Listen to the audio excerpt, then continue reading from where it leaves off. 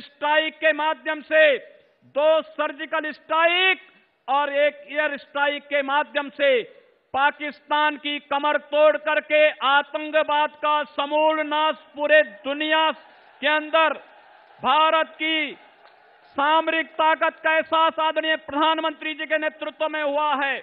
और मुझे लगता है पश्चिमी उत्तर प्रदेश, जहां पर अपराधी सिर चढ़ करके बोलता था, अवैध बूचड़खानों में यहां के लोगों के गाय, भैंस, बैल, बछड़े, इन सबको अनैतिक और अवैध तरीके से काटने का कार्य किया जाता था।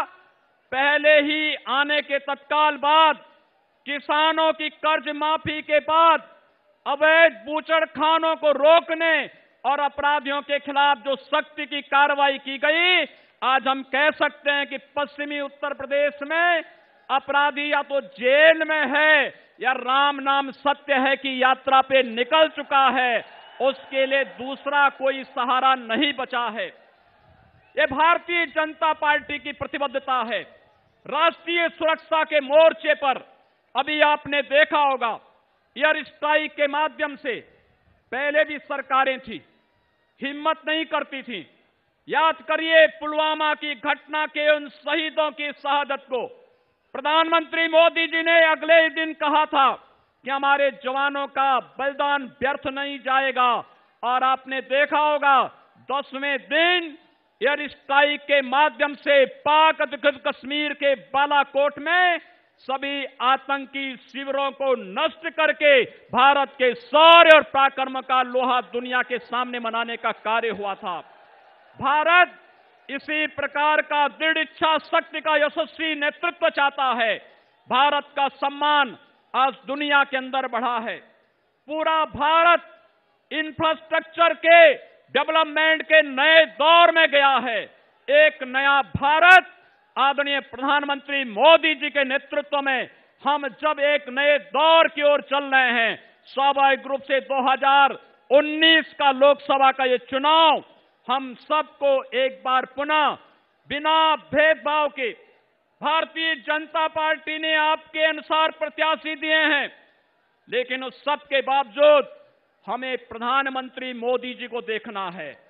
पूरा देश, उत्तर हो या दक्षिण, पूरब हो या पश्चिम, गांव हो या शहर, हर जगह एक ही नारा है और एक ही भाव है, मोदी मोदी का।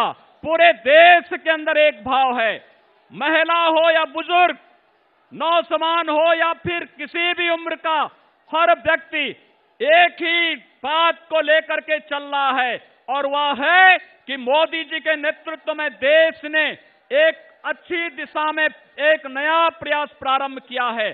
और नए भारत के लिए मोदी जो पूरब में, पश्चिम में, उत्तर में, दक्षिण में, गांव में, शहर में, महिला हो, बालिका हो, जवान हो, बुजुर्ग हो, प्रौढ़ हो, नौकरी पेशा हो, मजदूर हो या फिर चौकीदार ही क्यों न हो, हर व्यक्ति इस बात का एहसास कर रहा है कि मोदी के नेतृत्व में, मोदी जी के नेतृत्व में यह देश एक नई यात्रा में निकल चुका है।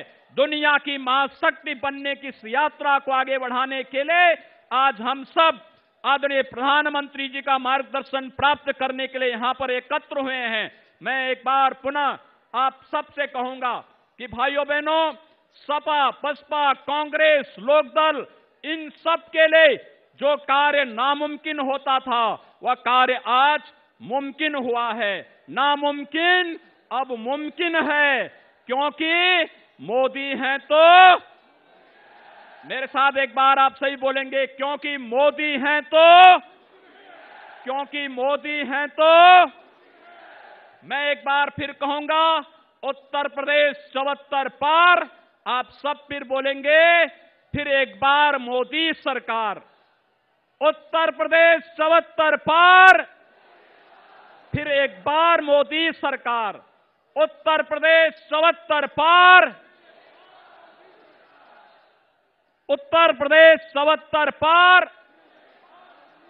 भारत माता की, भारत माता की, भारत माता की। माननीय प्रधानमंत्री जी, जिनको सुनने के लिए आप सब इतनी देर से प्रतीक्षा कर रहे हैं, अंतरिक्ष में भी दुश्मन को चुनौती देने वाले, भारत के मान सम्मान को संपूर्ण विश्व में स्थापित करने वाले ऐसे तपस्वी मनस्वी माननीय प्रधानमंत्री आदरणीय श्री नरेंद्र मोदी जी से मैं आग्रह करूंगा कि वो क्रांतिधरा मेरठ की जनता का संबोधन करने का कष्ट करें। माननीय प्रधानमंत्री जी।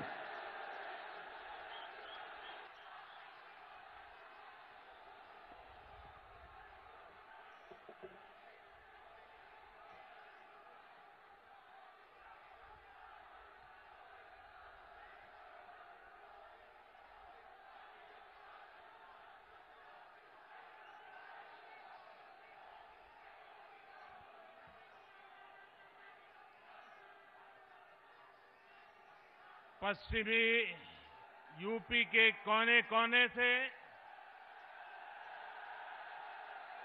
मेरठ, हापुड़, बिजनौर,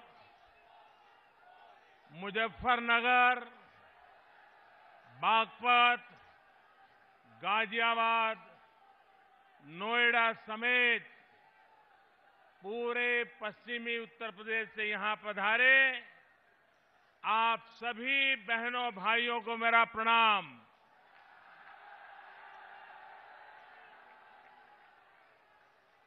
दिल्ली ही नहीं, दुनिया का मीडिया पूरब, पश्चिम, उत्तर, दक्षिण जिसे भी 2019 का जनादेश देखना हो वही जनसलाब को देख सकता है।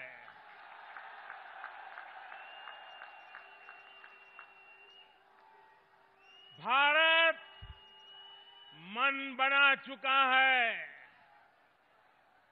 भारत के 130 करोड़ लोग मन बना चुके हैं। देश में फिर एक बार बनने जा रही है। इस विशाल संख्या में पधारने के लिए मैं आप सभी का, भारतीय जनता पार्टी के प्रत्येक कार्यकर्ता, एक एक बूथ का इंतजाम देखने वाले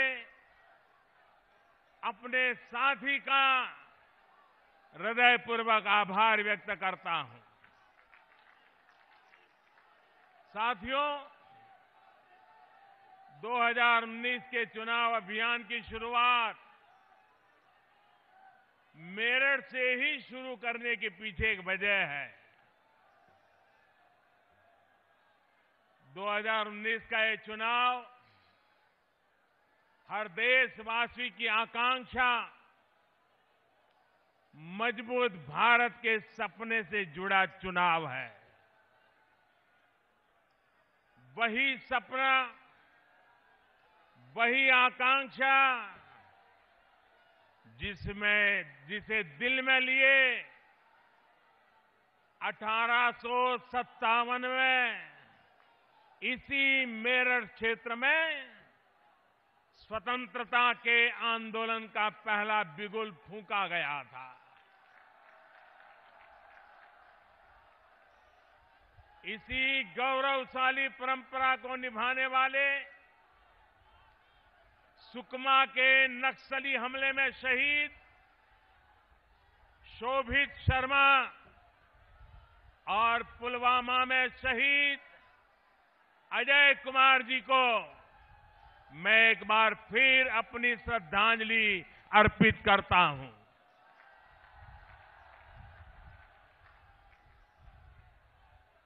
हम सबके आदरणीय चौधरी चरण सिंह जी को भी मैं नमन करता हूं।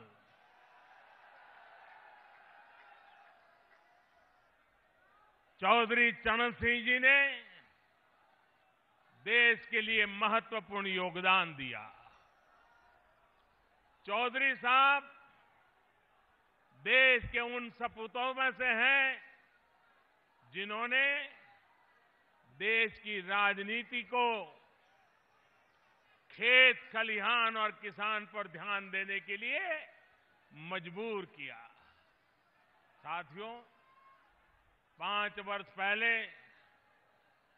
जब मैंने आप सभी से आशीर्वाद मांगा था तो आपने भरपूर प्यार दिया था। मैंने आपसे कहा था कि आपके प्यार को, आपके आशीर्वाद को मैं ब्याज सहित लौटाऊंगा।